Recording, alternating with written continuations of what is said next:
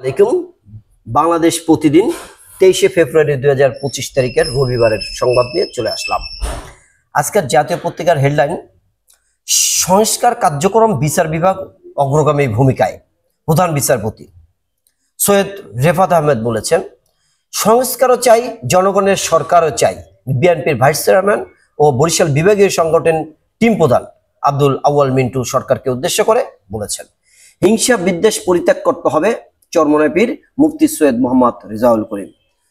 সম্মেলনে তারেক রহমান, দ্রুত স্বচ্ছ নির্বাচন প্রত্যাশা করছি।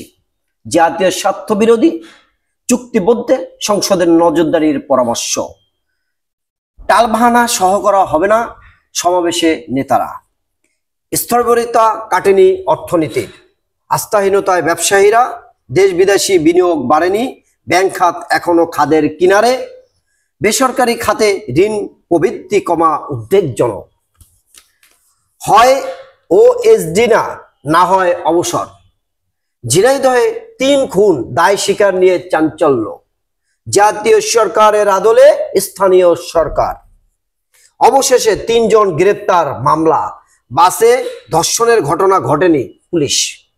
ঢাকার টাঙ্গাইল মহাসড়কের রাজশাহীগামী বাসে ডাকাতি ও নারী যাত্রীদের ছিনতাইয়ের ঘটনায় 3 জনকে গ্রেপ্তার করা হয়েছে।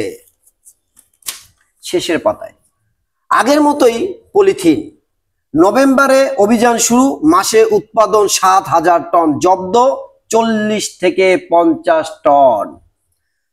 মাদাবিলতায় ফুটেছে ফুল। দুষ্প্রাপ্য ও দুর্লভ মাদাবিলতা ফুল ফুটেছে বাংলাদেশ হাতে গোনা কয়েকটি স্থানে। ফাল্গুনে ঢাকায় ঝড়ো বৃষ্টি, আজ শিলাবৃষ্টির আশঙ্কা। বৃষ্টি প্রার্থনা, শিরনি আয়োজন নিয়ে সংঘর্ষে আহত 50। কুয়েটে শিক্ষার্থীদের বিক্ষোভ অব্যাহত। এনআইডি জালিয়াতির ঘটনায় 6 কর্মচারী বরখাস্ত করেছে ইসি। বরগুনায় র্যাব পরিচয়ে চাঁদাবাজি, গ্রেপ্তার 3। সড়ক অবরোধ হটিয়ে দিল পুলিশ।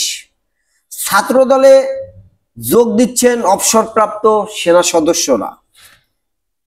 বিদেশ যাত্রার সঙ্গভঙ্গ। ইউরোপের কথা বলে মিয়ানমারে নিয়ে নির্যাতন, মুক্তিপণ। ইতালি যাওয়ার পথে হত্যা, জমি বিক্রির টাকাও প্রাণ রক্ষা হলো না। মালয়েশিয়ায় 85 বাংলাদেশি সহ গ্রেপ্তার 558 জন।